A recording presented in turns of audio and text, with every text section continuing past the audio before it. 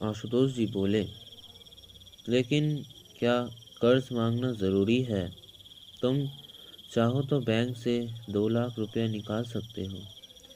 केशव बोला, कर सकता था, लेकिन अब मैं नहीं कर सकता।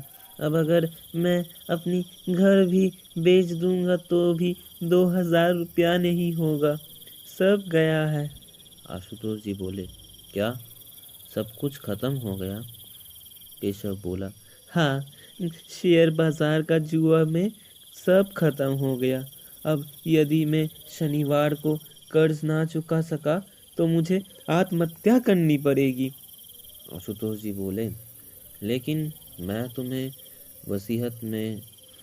केशव बोला, क्या क्या?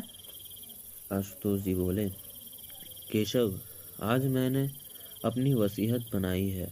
उसमें मैंने तुम्हें अपनी प्रॉपर्टी का ट्रस्टी बनाया है। लेकिन केशव बोला, क्या क्या तुमने मुझे ट्रस्टी बनाया था? उसके चेहरे पर खुशी उमड़ी और फिर गायब हो गई।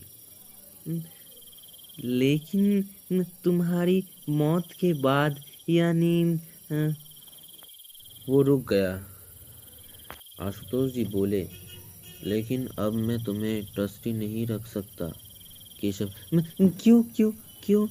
आशुतोष जी बोले, केशव, जब तक तुम अमीर थे मैं तुम पर भरोसा कर सकता था, लेकिन अब मैं तुम पर कैसे भरोसा कर सकता हूँ? तुम मेरी बेटी को धोखा दोगे और सब कुछ हड़प जाओगे। नहीं तो मैं कल वसीयत बदल दूंगा। केशव बोला, ठीक है, करो। अब मुझे तुम्हारी वसीयत के बारे में कुछ नहीं कहना है, लेकिन अब मुझे वो पैसे दो, मैं कसम खाता हूँ। आशुतोष जी बोले, दोस्त को पैसे उधार देना? केशव, प्रियनाथ याद है? अगर किसी दोस्त को पैसे उधार देना बर्दाश्त के बाहर हो जाए तो? केशव बोला, अगर अगर तुम्हें मुझ पर भरोसा नहीं है तो तुम मुझे हमेशा की तरह रजिस्टर करके पैसे दे दो, फिर तुम्हें डर नहीं लगेगा। आशुतोष जी बोले, नहीं केशव, मैं तुम्हें इतने पैसे उधार नहीं दे पाऊंगा। मेरे शरीर की जो हालत है, मैं आज यहाँ हूँ और कल नहीं हूँ।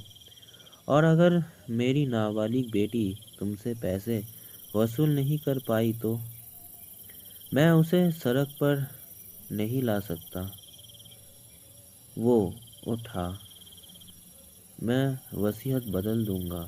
आशुतोष जी मन में बोले, मुझे अजय पर भरोसा है और कोई नहीं। लेकिन वो लड़का, हाँ, वो चोरी नहीं करेगा।